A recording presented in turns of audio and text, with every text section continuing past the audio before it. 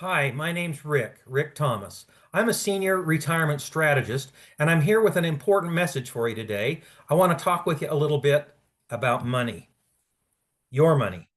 I think you'll agree, although the love of money is perhaps the root of all evil, it's a very, very important thing to have. It's kind of like air. It's only important if you don't have it, and so throughout our lives, we definitely need money to fund our lifestyle and to pay our way.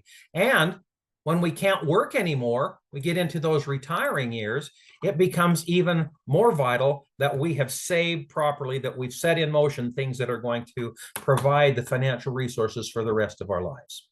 Years ago, there was a strategy known as the three-legged stool retirement strategy, which said you really should have three pillars, or like a three-legged stool, three different contributing factors to go into your retirement. The first being a pension. Years ago, most people worked for a company, a single company, 40, 50 years, and then they retired with a nice pension and a gold watch. Well, those days are gone. And if you're lucky enough to have a pension at all, you're probably aware that the amount you're going to receive on your pension is going to be woefully insufficient to replace your income. The crazy thing is today, people change jobs every 2 or 3 years. So even if the pension system was in place, it really wouldn't work because of the necessary vesting period and rules and things that go along with that. So pension has definitely got some difficulties with it. Social Security is the next leg. Back in the 1940s, when Franklin Delano Roosevelt was president, Social Security became a new plan. It was a very well thought out program where a little bit of everything, everybody, all of the workers in America would go into a big pool, a big fund, and that then when those workers were of retirement ages, the people in the workforce contributing in would basically have paying out the amount going to those people on Social Security in their old age, and it would be a self-perpetuating fund. Well, a couple things happen. Number one, after the baby boomers, the amount of new workers going into the workforce all of a sudden started to decrease. And the flip side of the coin was the government started to pull money away from Social Security. So here we are in 2024 looking at maybe a 10-year period of time where Congress starts to cut the benefits 20, 25, 30%. And so that leg is either going to be shorter than what you see there or almost pencil thin. And so not able to provide the stability we need as far as Social Security goes, if it's even going to be available and around. And then we have personal savings. It's recommended that people save anywhere from 10 to 20% of their income if they're able. I know as a kid growing up, we were always taught that the first 10% that we earned should go to contributions, tithes, offerings, that sort of thing. And then the second 10% that we earn should go to us, to pay yourself first. The Richest Man in Babylon, a great book written in 1926 by George S. Clason, points that out. You can never spend yourself rich. So putting away some money is a very important thing. Today, the average American has less than $10,000 in savings. So if you look at all three of these legs, we are broken. Financially, we are broken. And so when you look at how much you're making now and what you're probably expecting to make in retirement, you're going to have what we call an income gap. In other words, you're making this amount of money now, and the projected amount you're going to make is going to be much, much less. Concern comes, how are you going to live on that? A gap is the difference between the income earned while earning compared to the amount you're going to be receiving in retirement. So the question is, do you have an income gap? How big is it going to be? And what are you going to do to alleviate that gap? We find there's three things that you can do to fix an income gap. The first is you can learn to live on less. So let's talk about that. Living on less. Some people have said that's not going to be a problem for me because I'm going to have the mortgage that'll be paid for. My cars are paid for, the kids are raised and gone, the college is taken care of. I can live on less, certainly can live on less. Well, let me ask you two things. What about that inflation, shrinking dollar? More money it takes to buy the same amount of goods and services, number one. And number two, when you retire, don't you want to go and do some things? I mean, people are living longer. We have that what's called the longevity risk. And so just by living on less with inflation taking more and more of a bite out of our true spendability, it's going to be really difficult to do that. Second, you could work longer. And there are some people doing this. Go down into the big box stores and you'll see those 80-year-olds standing there as greeters. Is this what you really want to do? Well, you could work longer, but then what's the risk there? Is that you'll get sick, suffer incapacitation, and you won't be able to get out there and work longer. That is an option, though. And then third, you could save more wisely now. That is what we recommend you do. And we're here to talk with you a little bit about some of the things that you might do to save more wisely now. But first, let me ask you a few questions. Let's put on our thinking caps and ponder a few things. What does your retirement look like in terms of lifestyle and financial options? How important is it to have a tax-exempt source of income during your retirement? I'm going to stop on this one for just a sec. There's three ways that we can pay our taxes. We can either pay our taxes up front forever out of our paycheck. You know that. It's probably the way you're doing it now because you're filing a 1040 form, filing your taxes every year, which is great. It's necessary.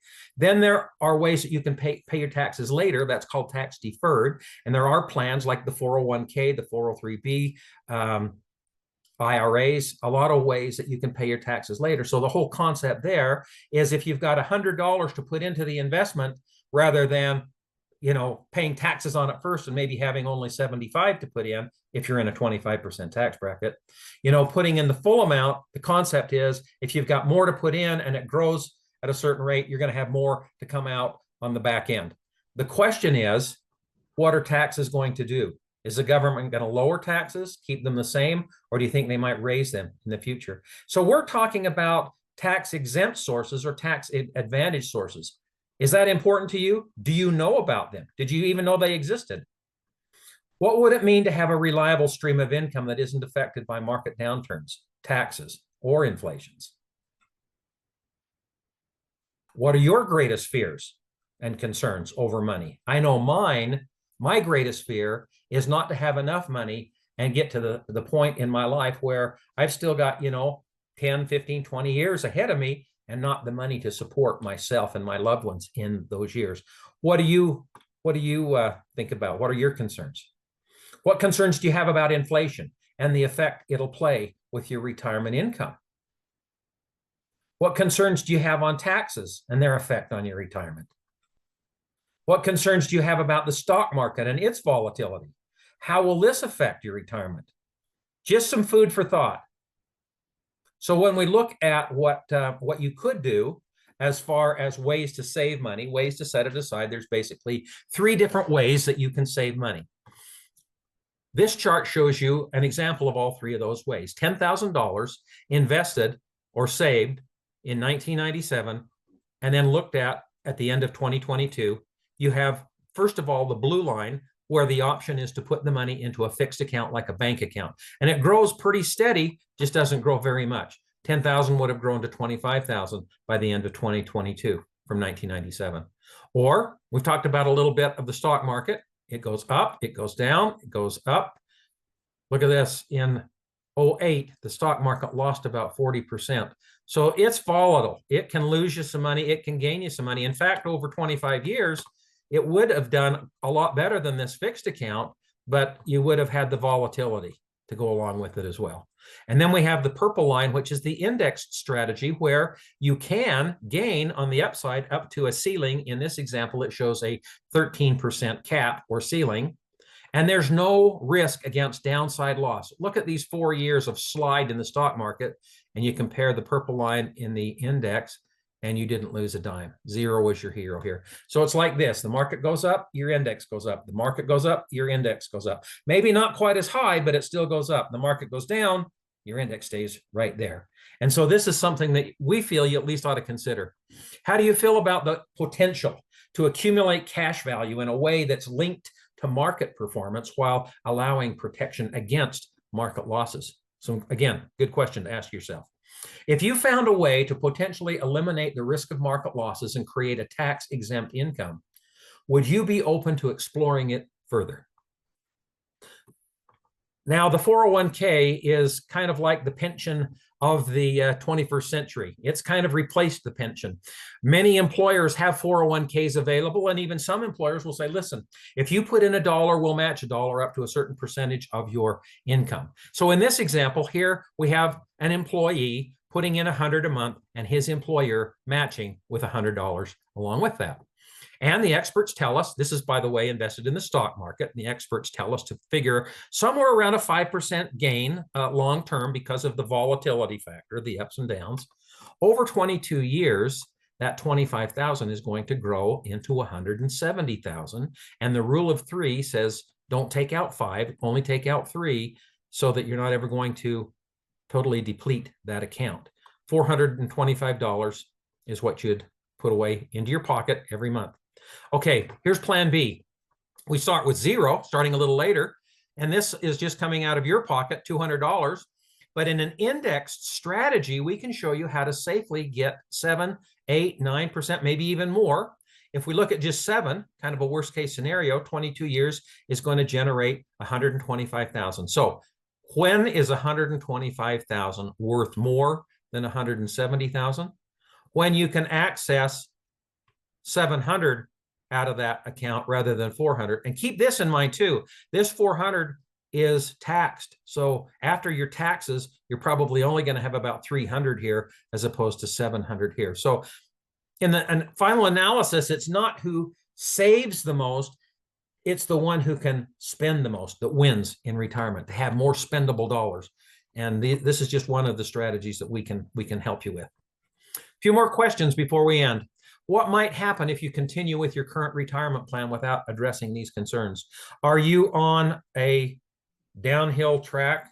Is your financial picture gonna hit a rocky conclusion? How would your retirement lifestyle be affected if your savings don't grow as expected due to the market volatility and or taxes? How soon would you like to start planning for a more secure and tax-efficient retirement? How much could you comfortably set aside month after month to increase the amount you'll have in retirement? These are just some of the many questions you might be asking yourself. We would like to help discuss these with you.